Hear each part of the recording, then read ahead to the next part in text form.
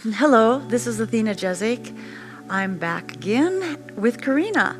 And so I'm going to work her feet a little bit, and I'm also going to show, I've learned some things about correcting the toe positioning. If some people have sore feet and all that, it might be that the bones are out a little bit. So there's some stuff you can use, which I'll show you. I'll demonstrate that today to help the feet.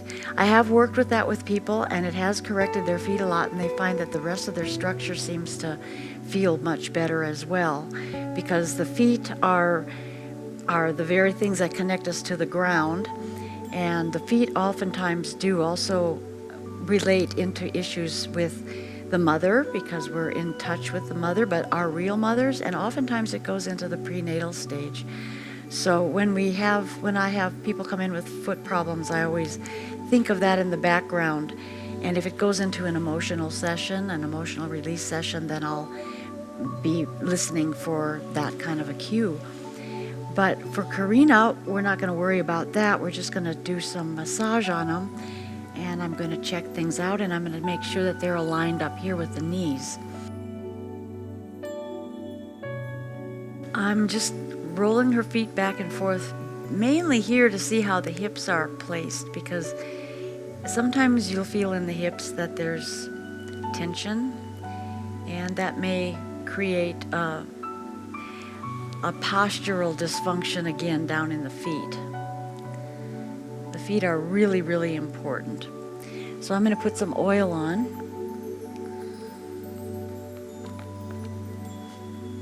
And I'll put them on both feet at the same time.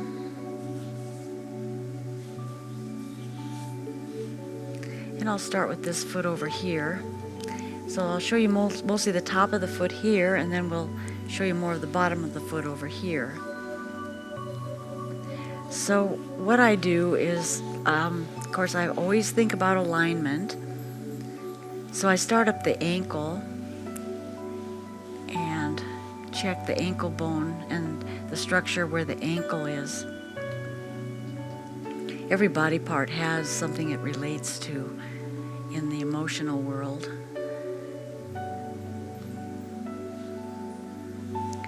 And that's a very interesting study to do. So I'm just getting a feel for how the ankle is, if it's out of place, if it's tight in any ways, if it's got restricted range of motion. And the ankle all feels quite good. And now we're going to move down into the feet. Now we have the tarsals and the metatarsals. And so the tarsals are farther back on the foot, and the metatarsals are out here on the toes. So I'm going to start with this little toe here and just open it up and work it around in my fingers a little bit, holding it and then working it like so, just to work it around, bending it, checking the range of motion, also draining the joint out here by turning it back and forth, and then sliding your fingers up in between, kind of in between the bones.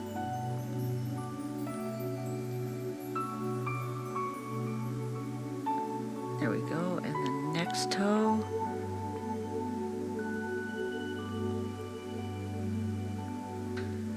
Just kind of wiggle it around. And then go up between the toes. And I always urge people, particularly those that are doing this kind of work, to spend a lot of time in anatomy books. Not just the structure of them, but how they're connected. You'll be surprised what you find. And the wiggle toes there, there's two joints actually out here. On the little toe it's kind of hard to find, but these there's the little joint here, and then there's another joint here. These are getting a little bit bent. The toes should be stretched kind of out. The shoes that we wear are really important for the shape of our feet. So bear all of that in mind. And also, we don't do it much anymore these days, but being barefoot is is a real important thing to keeping good foot health, and also walking on uneven surfaces, because we have all those little bones in the feet that are meant to walk on uneven surfaces. So we're kind of spoiled these days because we have such nice surfaces that aren't bumpy and all that. But it is a good idea, if you can, to take off your shoes and walk, especially in the grass or on the earth. And not all feet are tough enough to manage that, but the bottoms of our feet should be kind of like soles of the feet. They should be tough, being able to withstand, quite a bit.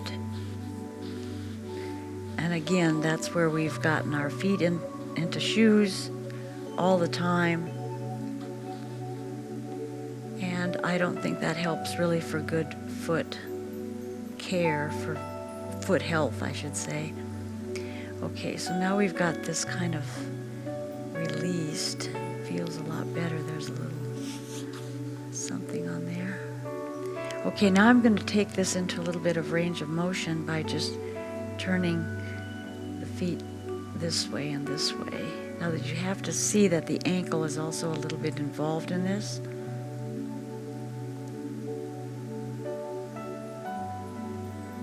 Okay, and then you can take the toes and bend them up and back, stretching them kind of out. And then curl them down. I always put my finger underneath the toe there and curl it down this way. And then I'll move my hand down to the ball of the foot when I want to roll them from the little farther down in the toes.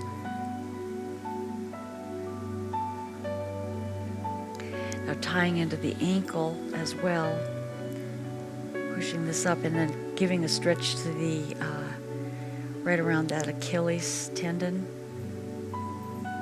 and make sure that the toe, the foot is all in alignment when you do that.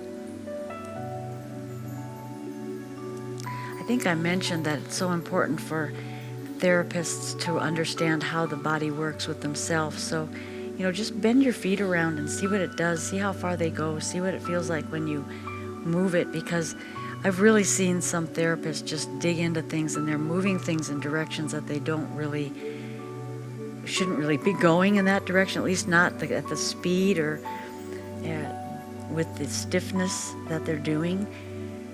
And that oftentimes will cause a little bit more problems in other areas of the body, because we are all connected. So respect the body that you're working on. Make sure that you're paying attention to alignment, pressure, and all of that.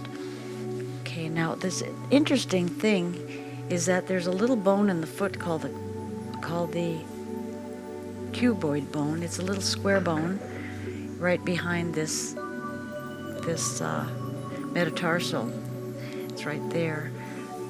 And it does relate to, it comes down hooking into the ankle, but it's very vital to have this bone. Let's see if I can find it right here. It's a little cube bone. To have that bone in position, because that allows the proper heel strike. If that bone is out of position, then the other bones that are resting around it, including the heel bone, they're going to strike the pavement or the whatever you're walking on with a different heel strike than what should be. So by correcting this bone, you can change a lot with sometimes with foot pain, depending on how the pain is. Sometimes it's just a little ache. When people hurt their ankles, sprain their ankles, this bone is almost always out. And it's very slight, so there's a certain technique to have that you need to be able to put these bones back into the right position. But I'm coming up here to the knee because we have the tibia and the fibula. And so I want to soften these muscles here along the two bones. And then there's an area up here where they split. The two bones, where they actually come together, I guess. So it's those two areas that, if that is corrected, then the knee will be better in line, because of the leg bones with this cuboid bone. And so I'm feeling that there is a misalignment happening. So I'll just hold it a few minutes and see about that. And yeah, there's a little bit of movement there. There is in almost everybody, really.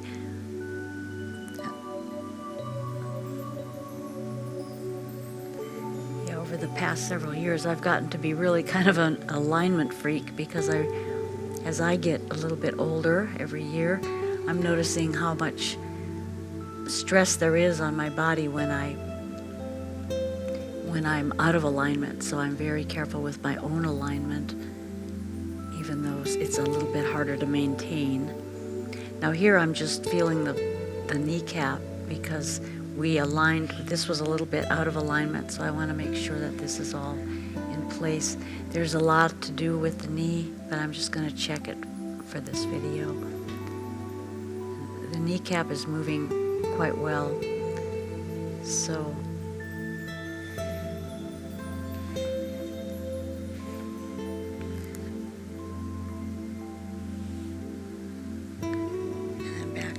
check the cuboid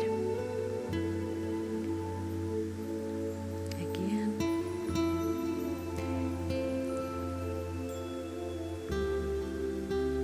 Okay. Separate and get the fingers in between. That feels really good.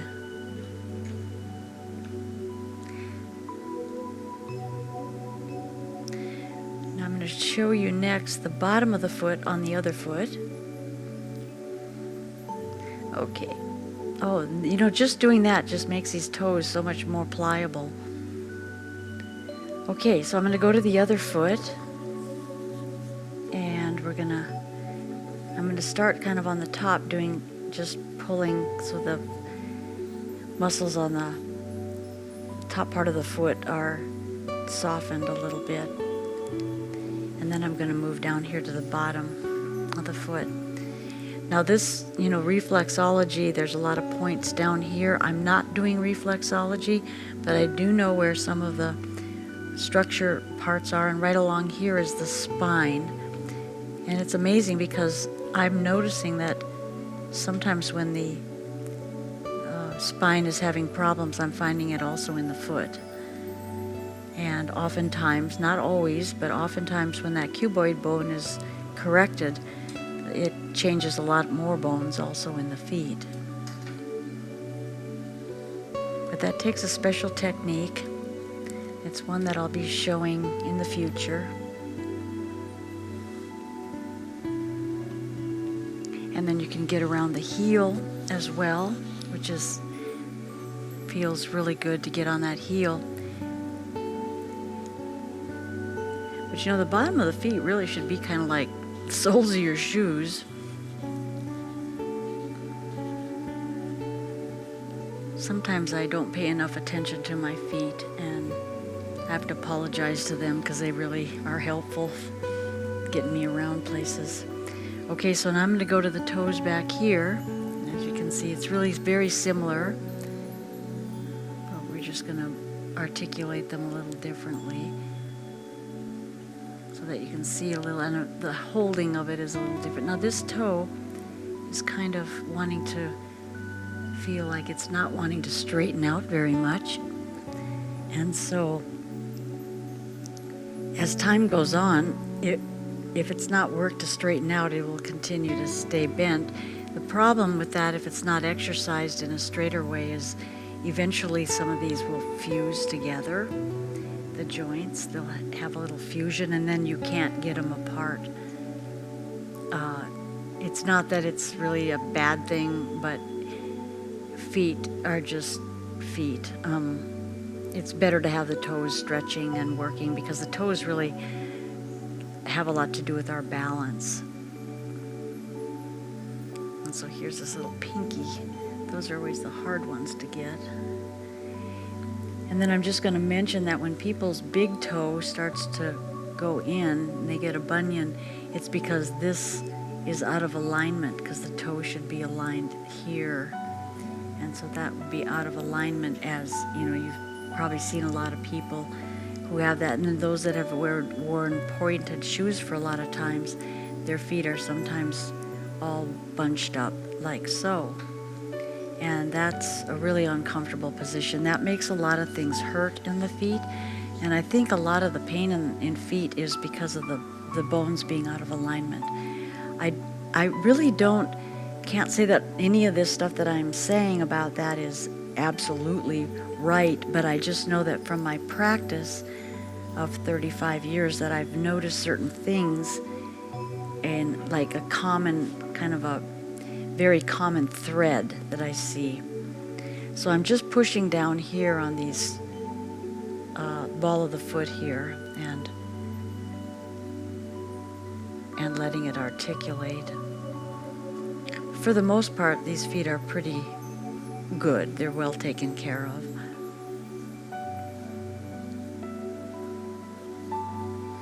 Now I'm going to show you, there's probably a number of people that that understand this, that are out there. But these are little toe guards, or toe spreaders, excuse me. They're toe spreaders. And I like them really well because I've oftentimes slept in them. And you can wear them in the shoe with your shoes. So I'm going to just show you on this foot. I guess I could put it on both feet, but they're kind of tricky to get on. And they're coming, these I'm not getting any money for advertising them, but these I like the best because they're so soft and all that. But they do come in different sizes. I think Karina's feet might just be longer than mine, but they're not really wider than mine. So these should work pretty good. And then as you get these toe extenders in there where they need to be, way down where the toe, you know, the individual toes where they hook onto the skin there. So you pull them in like so, and then you can see what that does to the toes. It even straightens this out a little bit more. Now, these can straighten out feet. Sometimes at first, if they're really doubled up, they're going to hurt pretty bad. But, you know, wearing something that's an easy and not too aggressive. Some of these toe spreaders are very, very aggressive. You don't want to do that right away, particularly if your feet are kind of tightened together and they're not very mobile. But so there's the toe spreader, and we can ask Karina at some point how she feels about it. But I sometimes sleep in these, and I notice that it seems to help my back. That sounds weird. And I'll put another one on this one so she can match. But the feet really, as I practice more and more and relate the feet to the rest of the body, I am really convinced that the health of the feet has a lot to do with how much pain we carry in our structure, for the most part. And I know there's a lot of reasons to have pain, but when the back is out, then when the back is out, the feet are going to go out. And I mean, it just all works together. We can't really get away from that. We're one big unit. This little toe is being trouble. It's the little rebellious part of Karina. It's this toe. But that gives you an idea. There we go.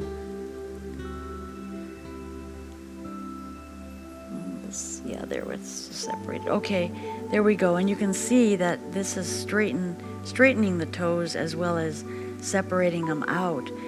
And then the toes are going to be in a better position to be able to grab the feet, or grab the floor, or stand on your tiptoes, or just walk with better better heel strike.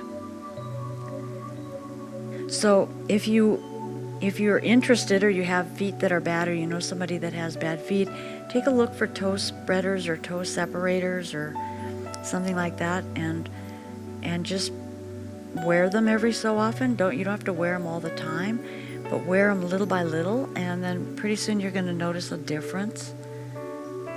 Unless the bones have been fused together. If they're fusing, then there's not much you can do other than just work around it. So that gives you some idea what you can do with the feet, top and bottom, and then how that relates into the knee, because there's a lot of interesting things that goes on there. And so that's what I'm going to show, what I had planned to show you today. And I hope you got a lot out of it and got some ideas. These toe separators are really, really nice things to have. So I would encourage you to check into that and see how you feel about it. Okay, so thank you so much for viewing this video. I hope you got something out of it that's helpful. Just keep on doing what you're doing. Take good care of yourselves, because you're responsible for your health. We'll see you next time.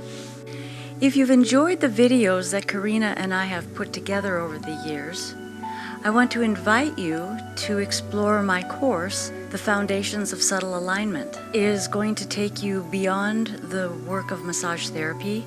It will take you into the world of the subtle anatomy.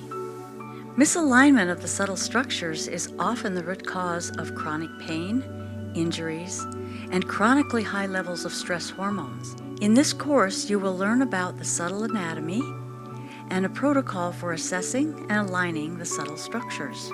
I've created a free video series that will teach you some valuable techniques for relaxing your clients and an introduction to subtle alignment. Simply join my email list to receive the free video series. Welcome to Yoga Plus. Courses available from pupil to yogi. Sort by yoga, fitness, and instructors. Create your own routines. Access the Pose Library. Yoga Plus by Psyche Truth, available on Google Play and the App Store. Join us for 14 and 30-day programs, hour-long classes, and much more on our yoga app, Yoga Plus by Psyche Truth. It's free to download and features a variety of wellness content, including yoga, fitness, Pilates, guided meditations, and interviews with dozens of wellness experts.